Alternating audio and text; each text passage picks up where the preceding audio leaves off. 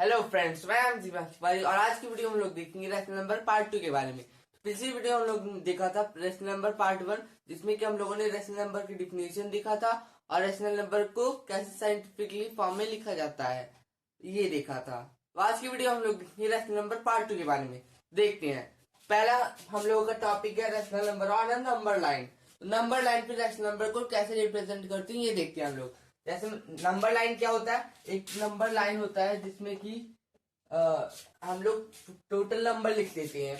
अभी हम लोगों ने इंटीजर का देखा था और नेचुरल नंबर और होल नंबर का देखा था हम लोगों ने, और फ्रैक्शन का भी देखा था। तो जैसा फ्रैक्शन का नंबर लाइन पे रिप्रेजेंट करते थे फ्रैक्शन को, वैसे ये भी होगा। जो रेशनल नंबर है इसको भी वैसे रिप्रेजेंट करेंगे। अब जैसे मान लीजिए हम लोग को ये रिप्रेजेंट करना है -2/3 -4/8। हम लोग को मान लीजिए ये दोनों नंबर हैं, हम लोग इसको रिड्यूस कर देंगे तो ये हो जाएगा 1/2 -1/2। तो हम लोग अगर इसको कंपेयर करेंगे क्रॉस मल्टीप्लाई करके, तो ये वाला जो फ्रैक्शन है वो बड़ा रहेगा और ये वाला नंबर छोटा। तो हम लोग क्या करते हैं, जो राइट साइड होता है उसमें हम लोग छोटा नंबर लिखते हैं और जो लेफ्ट साइड होता है उसमें हम लोग बड़ा नंबर लिखते हैं। मतलब लेफ्ट साइड हम लोग बड़ा नंबर लिखेंगे और राइट साइड छोटा नंबर लिखेंगे। मान लीजिए यहाँ पे 0 है और इधर साइड प्लस का नंबर होगा और इधर साइड माइनस का नंबर होगा। हम लोग पहले क्या लिखेंगे, पहले -1/2 -1/2। या हम लोगों ने देखा था कि जो निगेटिव नंबर में जो छोटा नंबर होगा वो 0 के नजदीक में होगा और जो बड़ा नंबर होगा निगेटिव में वो 0 की दूर होगा। तो इसीलिए यहाँ पे जो छोटा नंबर है वो इधर साइड आएगा। मतलब जो छोटा नंबर निगेटिव में होगा वो लेफ्ट साइड आएगा और जो बड़ा नंबर होगा निगेटिव में वो राइट साइड आएगा। तो हम लोग यहाँ पे लिखेंगे -2/3। ऐसे इसको रिप्रेजेंट किया जाता है। मतलब जैसे फ्रैक्शन का हम लोग करते हैं सिमिलरली वैसे ही इसको भी हम लोग करेंगे। तो हम लोग अगर यहाँ पे करना चाहें, यहाँ पे लिख सकते हैं 1/2, यहाँ पे लिख सकते हैं 2/3, यहाँ पे 3/4। ऐसे लिख सकते हैं हम लोग कितना भी नंबर यहाँ पे इस पे हम लोग लिख सकते हैं क्योंकि ये नंबर लाइन है। इसके बाद हम लोग देखते हैं इक्विवेलेंट रैशनल नंबर। अब इक्विवेलेंट रैशनल नंबर क्या होता है, मतलब जो दो रैशनल नंबर अगर वो दोनों इक्वल है तो उनको हम लोग कहेंगे तो इक्विवेलेंट रैशनल नंबर है। ऐसे फ्रैक्शन में भी था, ये अगर फ्रैक्शन में दो फ्रैक्शन अगर इक्वल होंगे तो उन्हें हम लोग कह सकते हैं कि ये दोनों इक्विवेलेंट है। इसमें रैशनल नंबर में वैसे ही होगा। जैसे मान लीजिए है -3/9। तो अब इसका हम लोग अगर सिंपलेस्ट फॉर्म करेंगे, ये हम लोगों ने पिछले वीडियो में देखा था, तो अब सिंपलेस्ट फॉर्म में करेंगे तो इसका हम लोग करेंगे तो -1/3 आएगा। अब ये 3/9 जो है ये इसका इक्विवेलेंट फ्रैक्शन हो गया। 3/9 माइनस, आपस में ये दोनों इक्विवेलेंट फ्रैक्शन है। अब हम लोग इसमें क्या क्या देखते हैं, इसमें हम लोग पहले देखते हैं कि जो निगेटिव है, निगेटिव का साइन वो एक ही, मतलब दोनों में निगेटिव ही होना चाहिए। जैसे अगर ये हम लोगों ने पिछली वीडियो में देखा था कि निगेटिव क्या होता है और पॉजिटिव क्या होता है।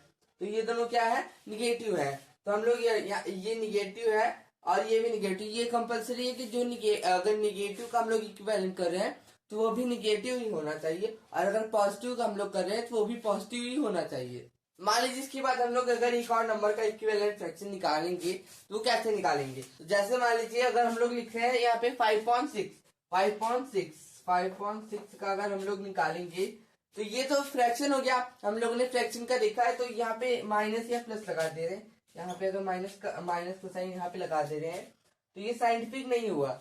बट अगर हम लोग माइनस का साइन यहाँ पे उठा के कर दे रहे हैं तो ये साइंटिफिक तरीका हो गया इसको लिखने का। माइनस को लगाने का साइंटिफिक तरीका यहाँ पे -5.6 होगा। इसको हम लोग ऐसे प्रोनाउंसिएट करेंगे। तो अगर हम लोग इसका इक्विवेलेंट निकालेंगे तो हम लोग इससे मल्टीप्लाई करेंगे। किससे यहाँ पे इंटू -1 करेंगे, इंटू -1।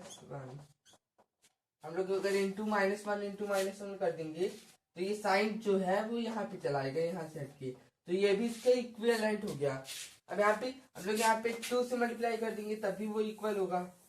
मान लीजिए इंटू 2 कर दे रहे हैं, ये हो जाएगा। यहाँ पे माइनस का साइन ऊपर रहेगा तो 10/12 माइनस 10/12 इसका इक्विवेलेंट हो जाएगा। ऐसे हम लोग कितना भी निकाल सकते हैं। जैसे यहाँ पे माइनस का 1 का मल्टीप्लाई किए थे, अब इसके बाद 2 का किए हैं, -2 का, फिर 3 का, फिर -3 का, फिर 4 का, फिर -4 का। ऐसे हम लोग निकाल सकते हैं कितने भी। अगर आप लोगों से क्वेश्चन पूछे कि list the 5 equivalent rational number of this rational number, तो हम लोग ऐसे निकाल सकते हैं, इसे मल्टीप्लाई करके।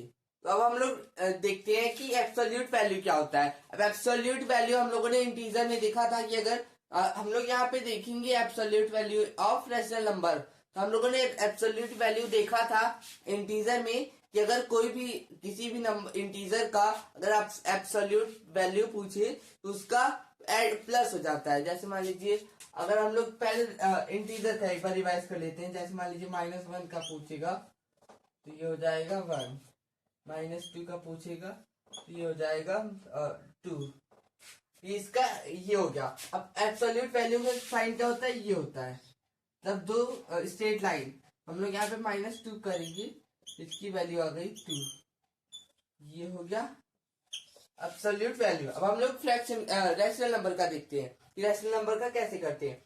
क्योंकि जो फ्रैक्शन और नेचुरल नंबर होंगे वो तो पॉजिटिव ही होंगे, क्योंकि उनमें निगेटिव नहीं होता, तो इसलिए इसमें केवल एब्सोल्यूट वैल्यू इंटीजर और रेशनल नंबर में होता है। जैसे मान लीजिए यहाँ पे है -8/9, इसका मान लीजिए हम लोग एब्सोल्यूट वैल्यू निकालेंगे। एब्सोल्यूट वैल्यू का साइन लगा दे रहे तो ये हो जाएगा 8/9।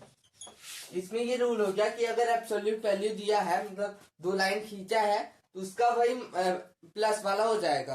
अब मान लीजिए यहाँ पे अगर दोनों में माइनस लगा होता तभी ये आ जाता, अगर दोनों में ना लगता, मतलब पॉजिटिव में ना दिया है तभी मतलब पॉजिटिव दिया है तभी पॉजिटिव होगा, निगेटिव दिया है तभी निगेटिव होगा। अगर दोनों में निगेटिव मतलब पॉजिटिव रेशनल नंबर है बट दोनों में माइनस का साइन लगा है, वो पॉजिटिव रेशनल नंबर होता है और इसका जो होगा वो पॉजिटिव रेशनल नंबर होगा। अब हम लोग देखते हैं कि अगर 2 रेशनल नंबर दिया और उसमें से पूछे कि इसके बीच का रेशनल नंबर बताइए। जैसे मान लीजिए list 5 rational number between this rational number, हम लोग कैसे करेंगे। जैसे मान लीजिए अगर दिया है 8/6 माइनस और 9/5, मान लीजिए ये दोनों नंबर दिया है।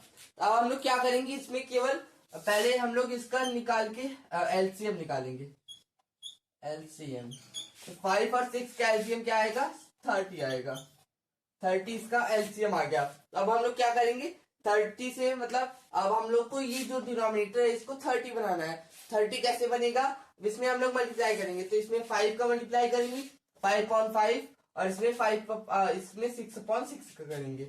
इसमें हम लोग अगर करेंगे तो ये हो जाएगा 5/5 तो मतलब -40/30 और 30 और इसका क्या हो जाएगा 30 और इसका 6 से मल्टीप्लाई करेंगे तो 54, तो 54/30 अब ये आ गया। तो अब हम लोग यहाँ से लिख सकते हैं कि -39 है, वो -39/30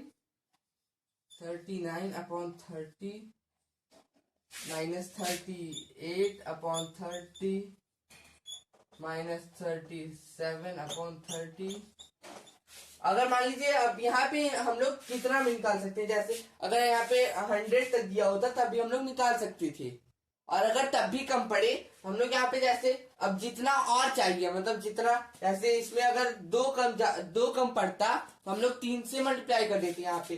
तो यहाँ पे 3 से मल्टीप्लाई यहाँ पे भी करते, यहाँ पे भी करते, और यहाँ पे भी 3 से मल्टीप्लाई करते, यहाँ पे भी 3 से मल्टीप्लाई कर देते, तो इसका वैल्यू आ जाता। आज की वीडियो में इतना ही। अगली वीडियो हम लोग देखेंगे एडिशन ऑफ सब और सब्ट्रैक्शन ऑफ रैशनल नंबर।